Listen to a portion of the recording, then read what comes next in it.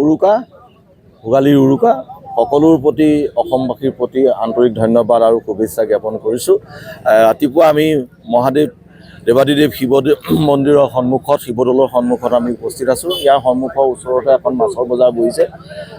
বিভিন্ন ধৰণৰ মাছ ওলাইছে আৰু মাছবিলাক দামো যথেষ্ট আৰু কিছুমান মানে আচলতে শিৱসাগৰখনত মাছে মঙহে উপনদী আছিল, কিন্তু এতিয়া কিছুমান মাছৰ নিষেধাজ্ঞাৰ কাৰণে মাছ মৰা নিষেধাজ্ঞাৰ কাৰণে মাছৰ পৰিমাণটো কমি আহিছে। তথাপিতো আমি সকলোকে আহ্বান জনাওঁ এটা মাৰ্জিত দামত মাছখিনি বিক্ৰী কৰক আৰু সকলোৱে উপভোগ কৰক। আজি সকলো দিনটো খাব বিচাৰে আৰু কাইলৈৰ পৰা বিহু, গতিকে শিৱসাগৰ অসম ভাৰতবাসী হিচাপে মই সকলোৰ প্ৰতি আন্তৰিক ধন্যবাদ আৰু শুভেচ্ছা জ্ঞাপন কৰিছোঁ। একচুৱেলি জুবিন দা বিহীন এইবাৰ ফাৰ্ষ্ট মানে ভোগালী বিহু। গান এটা আছিলে জুবিন দাৰ, উৰুঙা উৰুঙা মাঘৰ বিহু, সেমেকা মেকা ৰঙালী বিহু। এইবাৰ মানে উৰুঙা মাঘৰ বিহু আৰু সেমেকা ৰঙালী বিহু হ'ব।